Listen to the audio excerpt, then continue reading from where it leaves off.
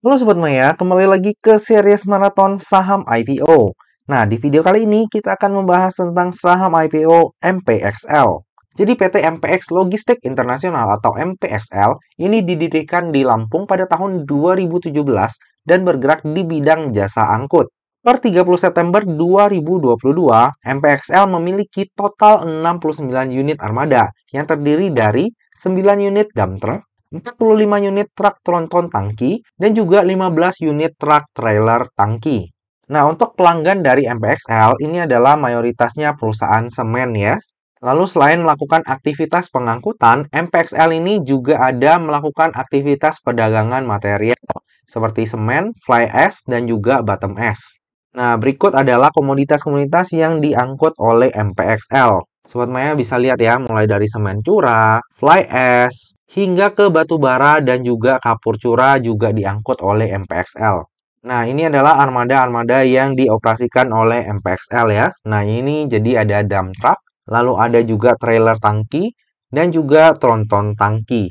Lalu ini adalah pelanggan-pelanggan dari MPXL. Jadi untuk pelanggan-pelanggan dari MPXL ini lumayan besar-besar ya Sobat Maya ya. Ini ada Kons, lalu ada semen 3 roda, semen merah putih, semen Padang, semen Batu Raja, KCIC, PTBA, dan lain sebagainya.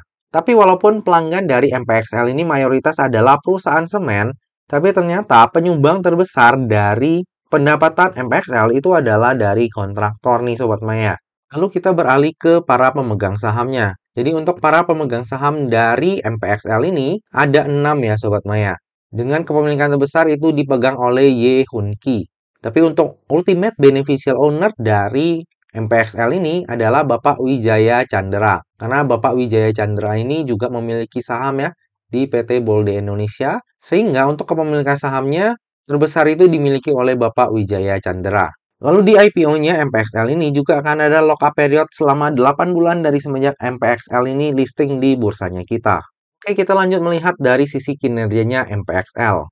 Kalau misalnya kita lihat pendapatan dari tahun 2019 ke tahun 2000 memang terjadi peningkatan ya.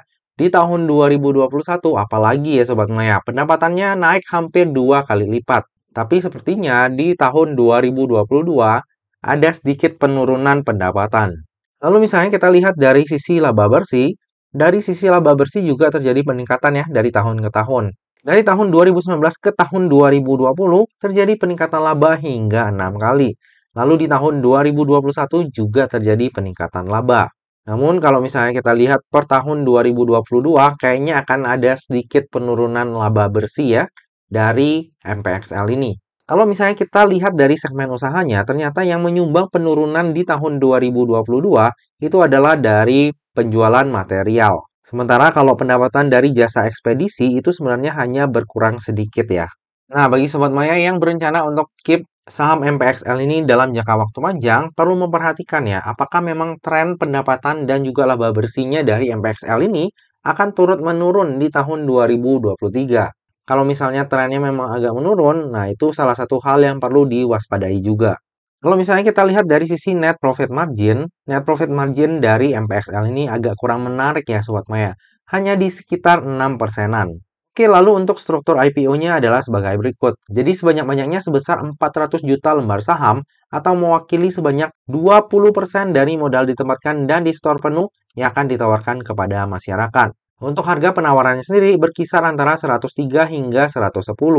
Sehingga dana yang akan diraup dari IPO ini adalah sebanyak-banyaknya sebesar 44 miliar. Lalu dalam IPO ini juga akan diterbitkan waran seri 1 dengan rasio 5:1.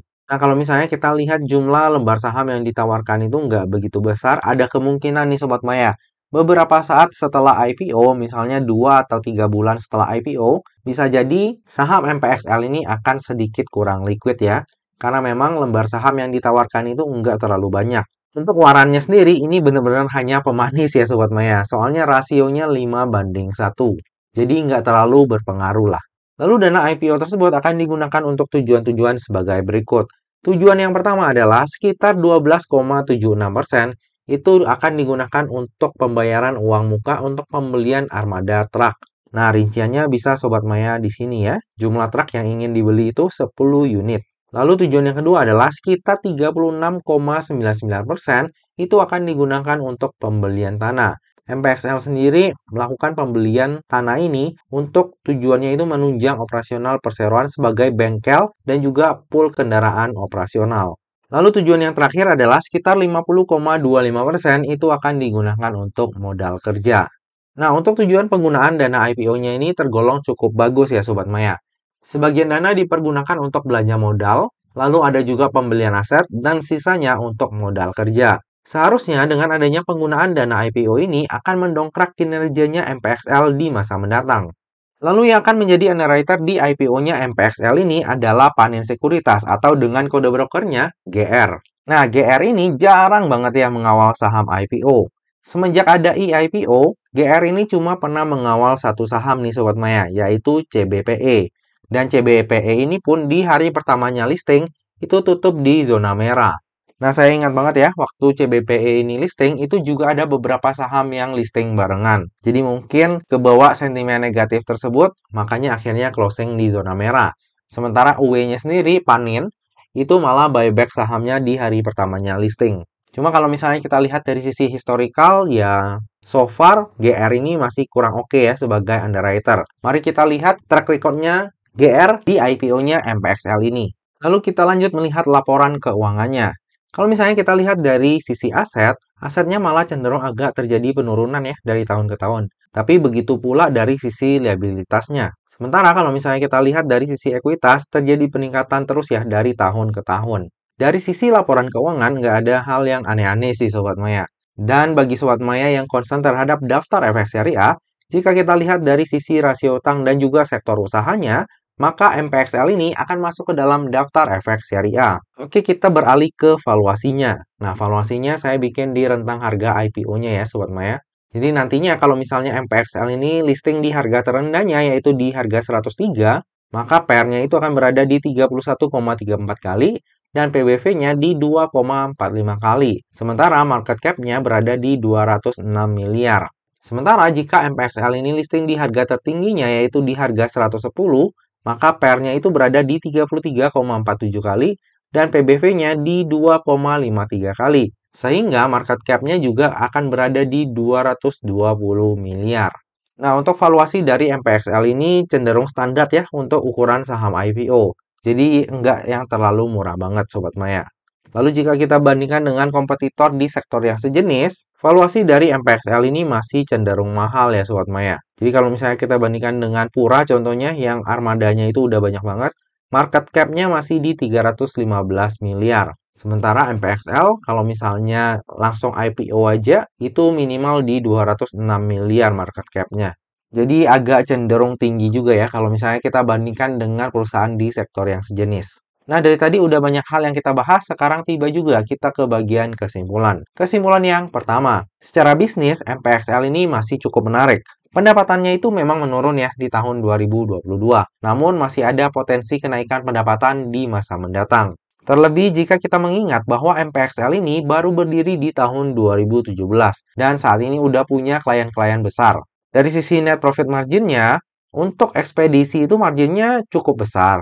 Namun untuk margin dari penjualan material itu cukup kecil ya.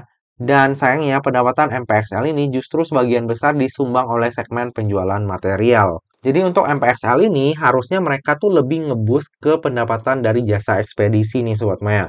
Karena marginnya itu lebih tebal sehingga laba usahanya juga bisa dapat lebih besar. Kesimpulan yang kedua, valuasi dari MPXL ini cenderung standar ya untuk ukuran saham IPO. Untuk tujuan penggunaan dananya juga cukup bagus. Sebagian dana itu dipergunakan untuk belanja modal dan juga pembelian aset, sementara sisanya untuk modal kerja. Kesimpulan yang ketiga, underwriter dari IPO-nya MPXL ini adalah GR. Nah, GR ini sangat jarang ya mengawal saham IPO. Semenjak ada IPO, GR ini baru satu kali mengawal saham IPO, yaitu CBPE.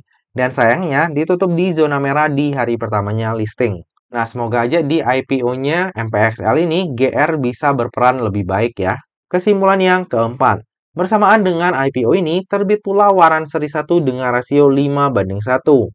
Nah, untuk waran dengan rasio seperti ini, itu benar-benar hanya pemanis doang ya Sobat Maya.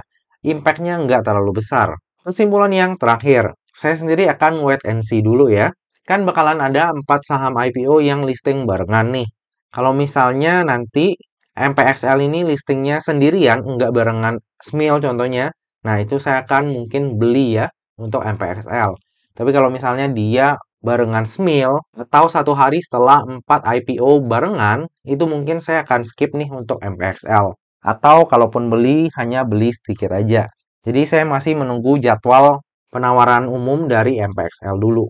Seperti biasa, yang namanya saham, terlebih saham IPO, itu nggak pernah luput dari yang namanya resiko. Jadi bagi Sobat Maya yang mau melakukan order saham IPO MPXL, pastikan Sobat Maya melakukan order sesuai dengan resiko yang siap untuk Sobat Maya tanggung ya. Lebih lengkapnya tentang pemesanan saya akan saya update di tab community ataupun IG saya pada saat masa offering nanti.